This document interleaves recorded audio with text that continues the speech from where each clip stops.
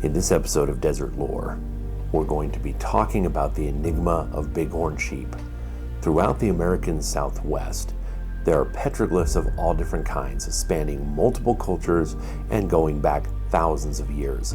These depict animals, hunting scenes, maps, calendars, doodles, and depictions of self-expression such as handprints. All of these are not a written language, and some of the descendants of these people can give us insight as to what these images may mean. But because they are not a written language, unless you talk to the actual person who made the petroglyph themselves, you cannot know exactly what they mean. However, years of research and observation can give us some insight, as well as talking with First Nations peoples to get more insight and clarity. In this video, I will be discussing what my views are on the enigma of bighorn sheep and why the bighorns themselves are an odd icon. Hello everybody, Ben Woodruff here. So in this video, we're going to be talking about bighorn sheep. Bighorn sheep are incredible creatures. We have a fair amount of them today in Utah, but it seems nowhere near as much as we did in ancient times. Now, I like to spend a lot of time filming these guys. There's some fairly close to my house, but I use a drone. They're very tolerant of drones, and I can literally get right up next to them, and they kind of look up, and then they'll kind of walk off, and look up and walk off again. They're very tolerant of drones. They're amazing species, and a lot of reintroduction efforts have gone on. So typically, if you ever find a wild herd of bighorn sheep, you will notice some of them have their ears tagged, and usually at least one member of the whole herd will have some sort of a radio or GPS collar around its neck so that biologists can keep track of where they're at and where they're moving. Now, one of the big problems of this species is in the 1800s, the introduction of domestic sheep nearly wiped out bighorns in many regions. The reason why this is there's certain diseases that domestic sheep have that wild bighorns are not immune to. And even if a domestic sheep ate off of a little bit of sagebrush or something, and then a day or two later, a bighorn ate off of that same thing, it would get the disease and die. So these are protected species. They are hunted as well. But we see petroglyphs of them everywhere, all over the Intermountain West, Utah, Nevada, Arizona, Texas, New Mexico. Now, I do not know if these petroglyphs also continue into northwestern Mexico. A lot of these videos I talk about how there was no border between southwestern United States and northwestern Mexico. I assume that this continues on as well, but we see these petroglyphs. But here's the interesting thing. It's very easy, if you're a lover of rock art and petroglyphs and pictographs, to just be, well, it's just a bunch of art from a long time ago. But we see very distinct styles come and go throughout time. So for example, the Archaic period, not too long after the Ice Age, these styles are very strange indeed. They're usually painted with red ochre pigment and hide glue that has lasted for thousands of years. These images seem almost alien to us by today's standards. And the people who made these Archaic period images, they basically never depict bighorn sheep at all. Now you think about all the animals that existed in the pantheon. At the end of the Ice Age, there were big animals like giant ground sloths, American camels, and woolly mammoths and Columbian mammoths, things like that. And we rarely do see depictions of those kind of things. But once you get into the Archaic period, it's mostly just strange, ghostly human depictions or humanoids of some kinds painted on. And you don't normally see images of animals at all. It just disappears. So you go from depicting animals in a hunting sense to this other time period where you have a totally different style emerge. And then in much more recent times, like the past 2,000 years, then suddenly you see an explosion all over the West of bighorn sheep in rock art. Now, there's kind of two main cultures that we're talking about here today. Specifically, anybody can depict anything they want. Anybody can just be like, hey, for whatever reason, I'm depicting a bighorn sheep. But there's two main culprits, two main artists who depicted them that we see most commonly in the American West. The first are the people that now are being lumped together and collectively called the Ancestral Puebloan people.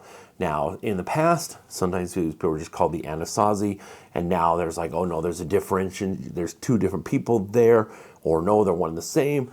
We just, right now, currently, it'll change. You watch this video 10, 20 years from now, it'll change again. But the current term is the people who lived in the region depicted on this map are the Ancestral Puebloan people. They had different ideas, they had different tribal affinities and different religious ideas, but the architecture is similar enough, and a lot of the religious depictions and the artistic depictions are the same enough that we kind of lump these people together as the Ancestral Puebloan people. And they did depict a lot of bighorn sheep all over the place, bighorns everywhere.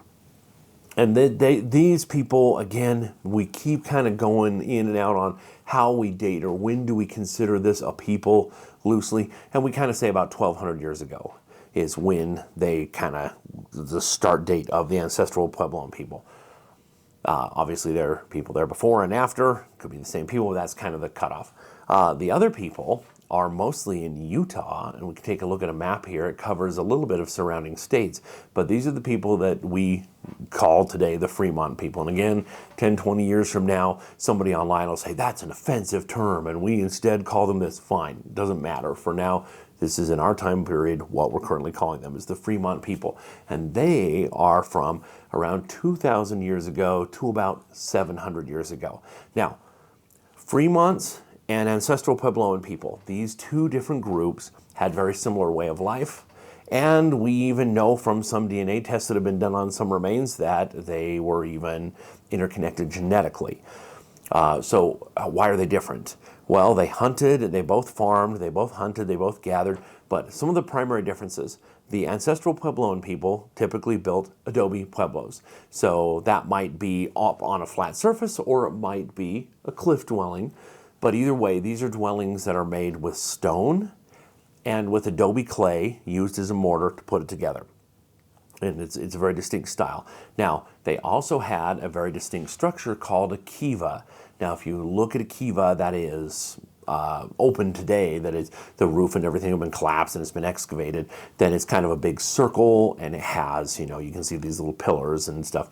But if you go into a reconstructed one or one that is still intact and hasn't fallen apart, it's basically flat on the top. It has a ladder to go in, and then you're in this subterranean world.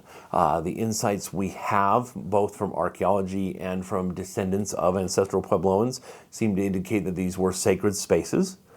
But some tribes have also told us that they were additionally a communal space at times. It's like, hey, it's really cold, let's all go in the kiva and sleep in there because it's a really cold night. And that it wasn't just, oh, this is a very sacred space. There was also a communal space at certain times for certain reasons. Again, the people who made these kivas themselves are not here to answer that directly for us, but we can glean much information from the archaeology and from the descendants of these peoples. But that's a kiva, subterranean, total flat surface. Well, the Fremont people lived in something different. They lived in pit houses, which are surprisingly similar to a kiva. A pit house is not all below ground. It's part above ground, it's part below ground. So you dig down and then you make posts going up, and then you put earth over the top, and there's a ladder on top. So the entrance and exit of a pit house is really about the same as a kiva. But again, the top of a kiva is totally flat with a ladder coming in and out, where the top of, you have to walk up onto a pit house and then go down in. Now, whether used, now we know that pit houses were used as a dwelling. We know that from the archaeology as well. Where kivas, it seems like they were more for ceremonial reasons.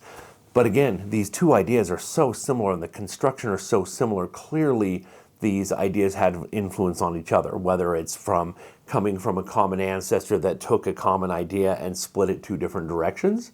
We don't know. We know that adobe clay is much more common and available in the more southern regions where the Ancestral Puebloans lived. So mixing that with mortar makes a lot of sense. Where you do have up north, Fremont, you do have Fremont villages that are built very similar to pueblos occasionally, but usually it's pit houses. Usually it's pit houses, but they would still have masonry, adobe masonry granaries still up in the cliffs as places like, here's where we're going to store our corn. But usually the groundwork was not as elaborate as it was with the Ancestral Puebloan, but very similar, very similar. So you have pit houses, but you also do have some masonry with the Fremont people. So now we know these two peoples. These are the two peoples where we suddenly see depictions of bighorn sheep everywhere, all over the place. A lot with the Ancestral Puebloan, but at an insane level with the Fremont. It was on their mind. Now, that's great. And an easy assumption would be, well, they hunted them. So take, for example, Plains tribes. Plains tribes who hunted the buffalo, icons are everywhere because your buffalo is what you're eating. It's what you're making your clothing out of. It's what you're making your teepee, your home out of. So it's everything. The buffalo is everything. The bison, the buffalo is everything. So it makes sense that you're going to have iconic images of bison everywhere in the art of Plains tribes. Okay, my ancestors are the Sami people from Scandinavia. It's the same thing. My ancestors live in a type of teepee called a levu, and we hunt reindeer and herd reindeer. We make our clothes out of reindeer. We make our teepees, our levus, out of reindeer. So again, we have the images of reindeer everywhere. That's like the most important animal. So one would assume, oh, well, the Fremonts and the Ancestral Puebloan people were hunting bighorns all the time. And so in a similar way, oh, of course, well, that's not the case. The very interesting fact and truth that is often overlooked is at both Fremont and Ancestral Puebloan sites, not many bighorn bones are found.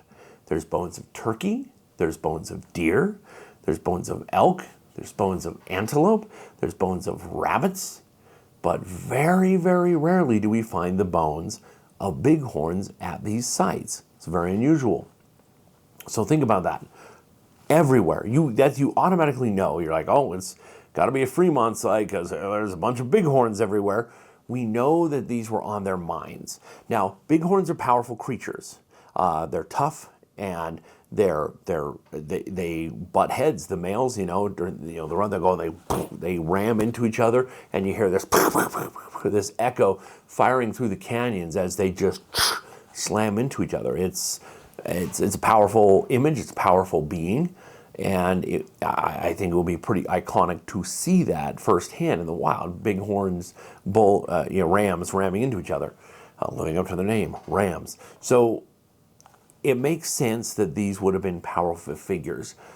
What we see is after these people, after the Fremont wane, and after the Ancestral Puebloan people, become the tribes we know today, suddenly we see in both of these peoples, when it comes to rock art especially, the bighorn goes way down as a symbol once again.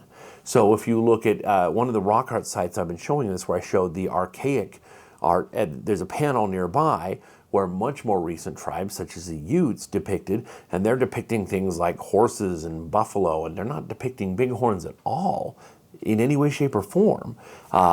So something was different here. It would seem, we don't know the answer for sure, but it would seem that this is kind of a strange enigma, that again, in earlier times, bighorns weren't really commonly depicted, and then this profusion from, about 2,000 years ago to about 700 years ago, at least two different cultures. And again, Fremont and Ancestral Puebloan, these are very general terms. These people themselves would have had tribes and cultural affiliations. These are just ways of life that are similar. And so you would have had different peoples within this, but in these big populations, ranging from, spring-fed snowy mountains all the way down to low red rock deserts, among all of these people, again, from about 2,000 years ago to about 700 years ago, bighorns were on their mind in a big, huge way, and not necessarily as a food icon. We know they did eat them occasionally. One of my other videos I went up to Bone Cave up a local canyon that had two archaeological digs there actually, and they did find a fair amount of bighorn bones there. But the interesting thing is, most of those bones were dated and attributed to the Ute tribe, which came, much later than, that 700-year cutoff. So, Utes were around before them, but it's like that's when they were in that area instead of the Fremont. So before then, again, we don't see that much hunting of bighorns. We just see a great reverence and a great artistic expression that these were on the minds of the people constantly.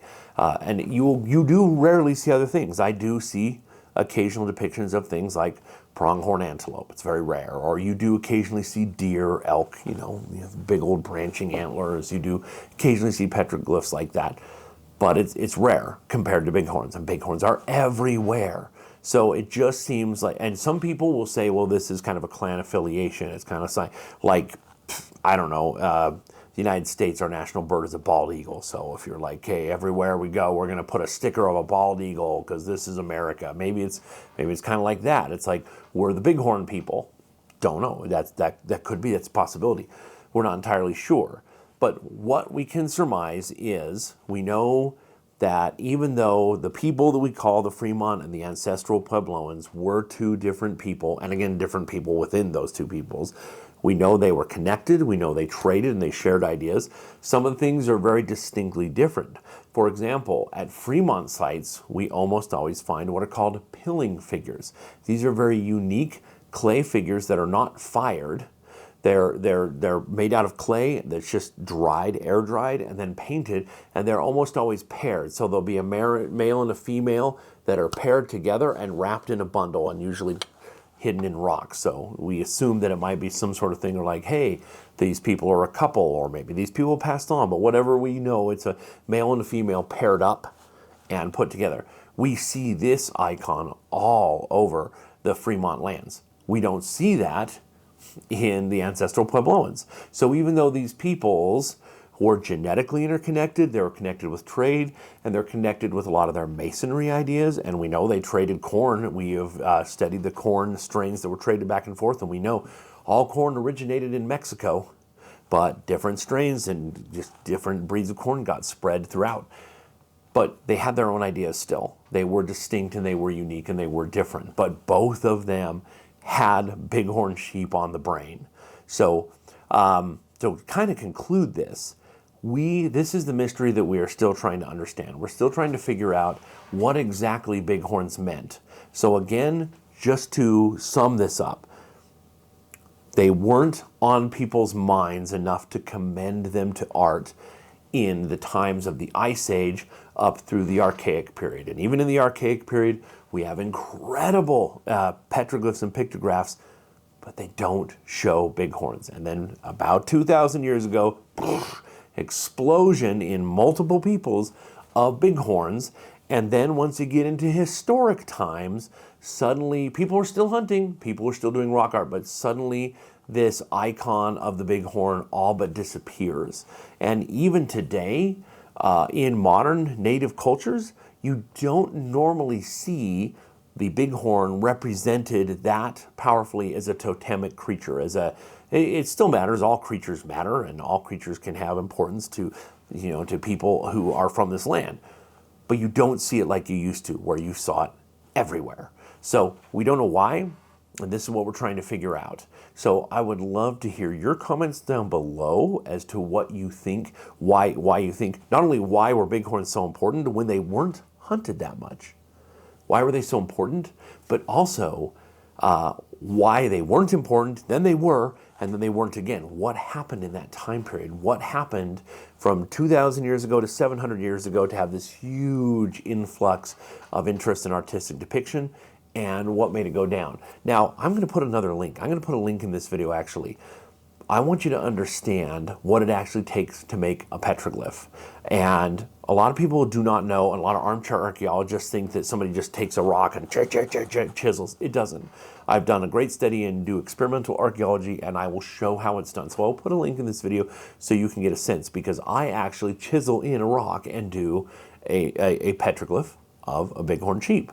So I'll show you how it's done, but I want you to know it does take a fair amount of work, and there's thought that goes into it. These are not done lightly. This is not doodling on a piece of paper. This is not somebody doing graffiti with a can of spray paint. This takes work, thought, and effort. So again, if you're going to command such an iconic image repeatedly all over the American West, has purpose. Tell me in the comments what you think that purpose is. And again, I hope you enjoyed this video. I hope you enjoyed learning a little bit more about it. And I'd love to hear everybody else's perspectives on it as well. But until then, always remember that life is a gift. So never stop learning and never stop exploring. We'll see you next time.